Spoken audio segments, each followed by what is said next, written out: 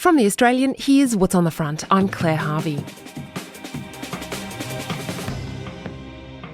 Australia is recognising Palestinian statehood, a dramatic announcement from Prime Minister Anthony Albanese and Penny Wong, who say this is the only way to isolate Hamas and end the suffering of ordinary Palestinians. A two-state solution is humanity's best hope to break the cycle of violence in the Middle East and to bring an end to the conflict, suffering and starvation in Gaza. The Prime Minister says the recognition is conditional on significant moves by the Palestinian Authority, which controls the West Bank but not the Gaza Strip, to remove Hamas from power, demilitarise any future Palestinian state, allow international forces to participate in security and to hold elections. The announcement comes after a furious denunciation from Israeli Prime Minister Benjamin Netanyahu, who has effectively accused Australia of hypocrisy. Well, first of all, those who say that Israel has a right to defend itself are also saying, but don't exercise that right. When we do what any country would do faced with this genocidal terrorist organization that has performed the worst attack on Jews since the Holocaust, I think we're actually applying force judiciously, and they know it. Netanyahu is forging ahead with a plan approved by Israel's Security Cabinet to dismantle Hamas in Gaza's refugee camps and Gaza City. You can read all our analysis and reporting right now at theaustralian.com.au. Today, Foreign Editor Greg Sheridan walks us through the news. Greg Sheridan is The Australian's foreign editor. Greg, we saw this announcement with a lot of emotion from Anthony Albanese and Penny Wong. Across the world, nations have agreed that we cannot keep doing the same thing and hoping for a different outcome. We can't keep waiting for the end of a peace process that has ground to a halt. What does it actually mean? Well, Claire, it means almost nothing. What it reflects is growing isolation of Israel internationally.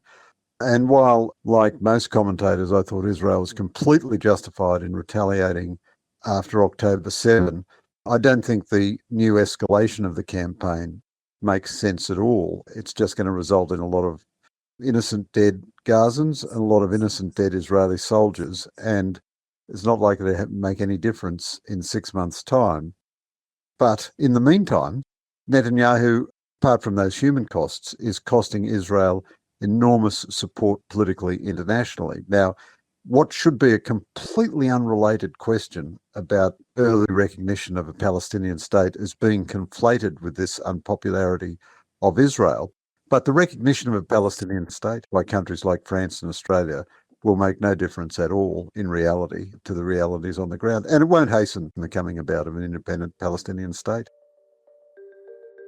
I've said it publicly and I said it directly to Prime Minister Netanyahu.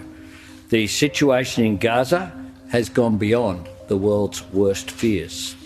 Far too many innocent lives have been lost. The Israeli government continues to defy international law and deny sufficient aid, food and water to desperate people, including children. This vital aid must be allowed to get to the people who need it most. This is about much more than drawing a line on a map. This is about delivering a lifeline to the people of Gaza. Is your view that Benjamin Netanyahu has effectively created this situation by overplaying his hand? Yes, to some extent, yes. There was a move for early recognition of a Palestinian state amongst the global left anyway. It's been formal ALP policy for 7 or 8 years. Now, the ALP leaders knew the policy was complete nonsense, and their strategy always was how to contain enough ambiguity in the policy that would allow them simply to put it off forever. So the policy would say something like at a time which is appropriate, or when both sides are ready, or when certain preconditions are met. But if I can explain just why the whole policy is nutty, it's just completely nutty. It's gesture politics of the global left. When you are creating a new state, a brand new state, like South Sudan broke away from North Sudan or something like that, you have to negotiate between the parties involved. But you can't recognise it in advance. That just doesn't make any sense. These are matters of negotiation for the parties involved. So this is really hollow, performative symbolism at its absolute worst, just the sort of thing the international left delights in. And the fact that a lot of left-wing leaders under terrible pressure from their own far left and their own Muslim populations, Macron in France, Starmer in Britain, think it's a great idea, doesn't mean it's a great idea, it just means it's fashionable amongst the failing left of centre governments for the moment.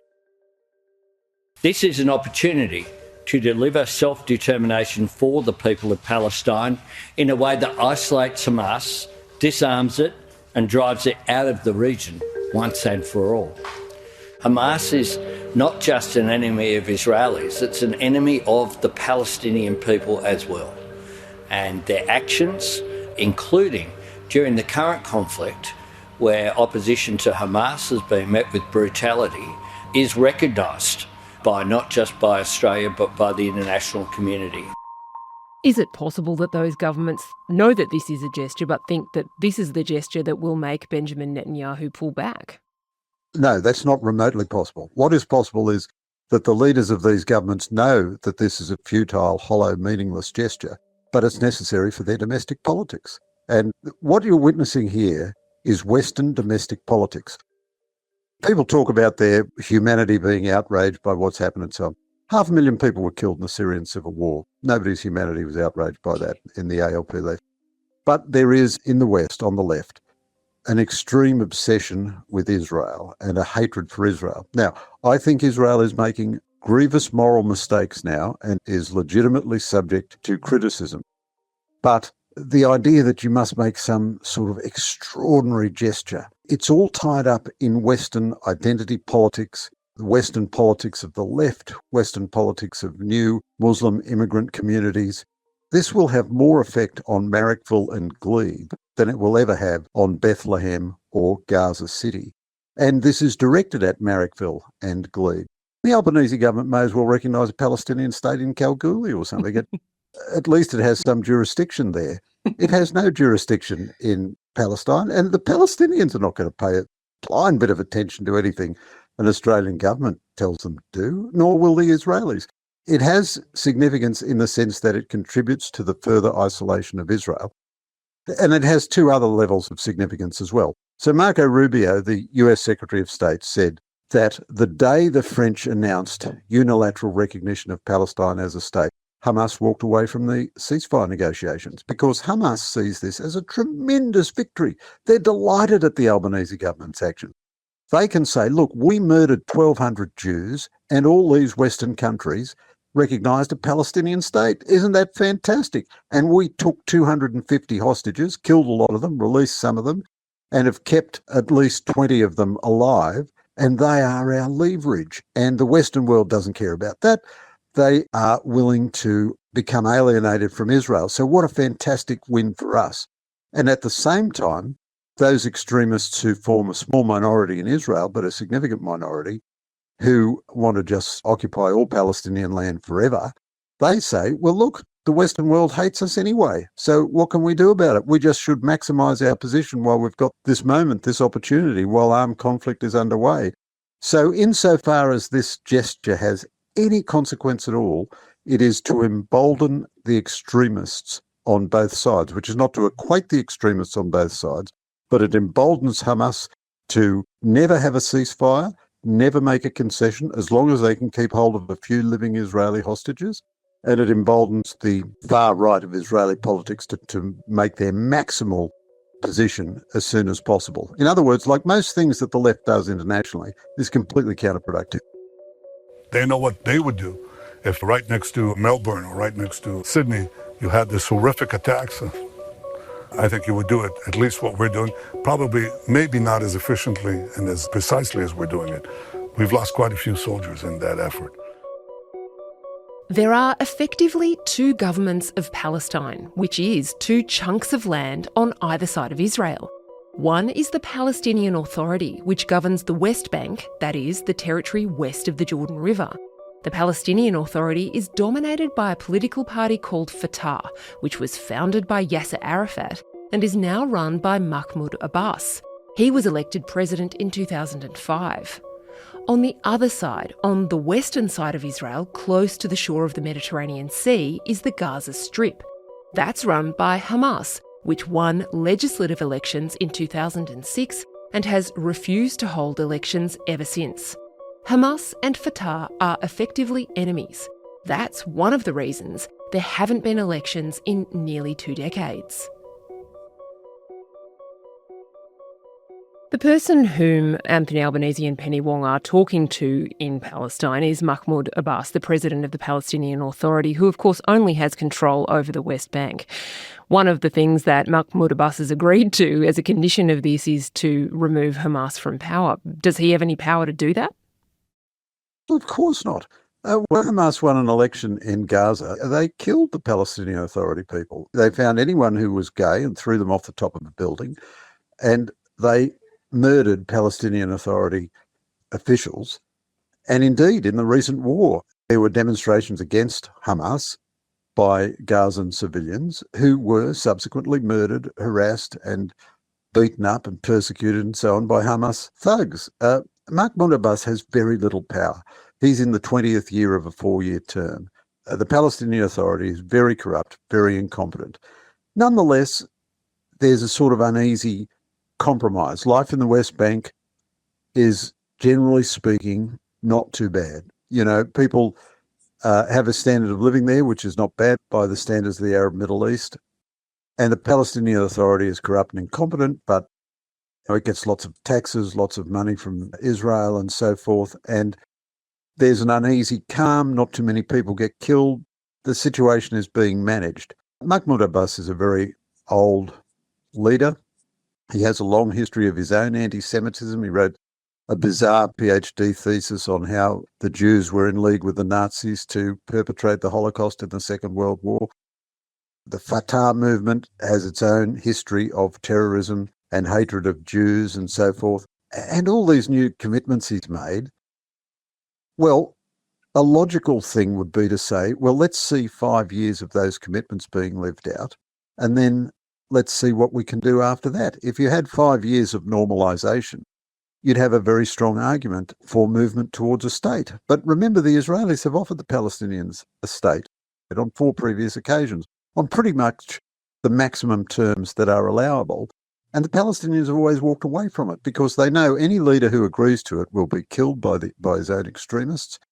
And they demonise Israel in a way which means they would never accept a Jewish state in the heart of the Middle East on defensible borders and so forth. So for the moment, Mahmoud Abbas is smart enough that he'll agree to anything at the moment. Co-education, I don't know, college sports for girls, anything you like. You can probably get him to agree to anything. Paid maternity leave, whatever you like. But what record of implementation do we see from the Palestinian Authority on any of these matters? And in any event, even if he commits to everything in the world, he is still going to have to negotiate a state with Israel, not with the Albanese government. The Albanese government has no business recognising a Palestinian state when no state exists. It's not morally offensive so much as just completely illogical. Let's recognise Mars as a state or something. It just has no meaning, you know. What is going to happen in the physical universe that is different because of this? Nothing at all. This is just politics as theatre in the hope that it helps stave off the Greens in various federal seats and it placates the Muslim immigrant community. And it leads to less tension with the left within the Labor Party, and it leads to a bit of grandstanding internationally. Coming up, how does settler violence in the West Bank play into this complex story?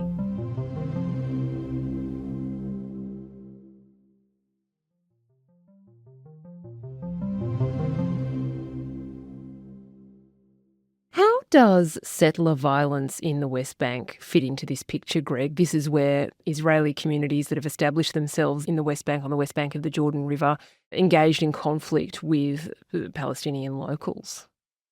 I do think one of the significant failures of Israeli policy in recent decades has been a failure to police fully their own people in the West Bank. The last time the Israelis made a full-fledged offer of statehood to the Palestinians was under Prime Minister Ehud Olmert in, I think it was 2008. And they offered, I think, 94 or 95% of the West Bank for a Palestinian state. And they would keep only the huge settlement blocks right next to Jerusalem, which perform a sort of a security function for making Jerusalem much harder to attack. And that involved then that they would have uprooted a number of Jewish settlements, especially illegal settlements, by which I mean not illegal under international law, but illegal under Israeli law. Now, in recent years, the Israelis have not enforced their own laws adequately.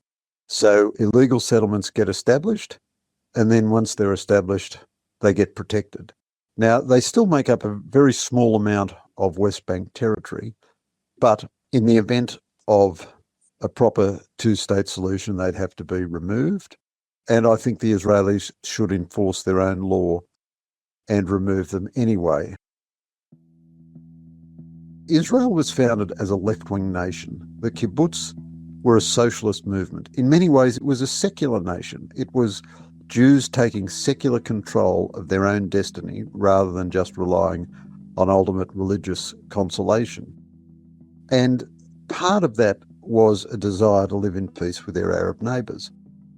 And the two-state solution was first offered to Arabs when the territory was partitioned in 1947, and then it was offered twice as a result of the Oslo Accords. And every time the Palestinians got close to accepting and then ran away because they couldn't bear the idea that they would have to have an end of claims on Israel, that they'd have to live in peace with a Jewish state, that they could mount no more attacks on Israel, that they'd have to stop the anti-Semitism in their education systems, and so on. But that continued record of rejectionism and terrorism hardened Israeli politics and led to the view they're never going to be partners for peace. Therefore, this is a view of a minority of Israelis, but nonetheless a significant minority, the Palestinians will never be a partner of peace. Therefore, we should simply take the land that we can get in order to create the most secure military, defensible territory for Israel. And some Israelis are definitely signed up to the idea that all of that land belongs to the Jewish state for biblical reasons. Now, I think that's wrong, but the more the international community isolates Israel, the more it provokes that kind of reaction. Now, this can lead to all kinds of tragedies in all kinds of circumstances, but emotional and hysterical actions like we're seeing from the Albanese government make the tragedy more likely, not less likely. Greg Sheridan is the Australian's foreign editor. You can read his analysis plus all our reporting right now at theaustralian.com.au.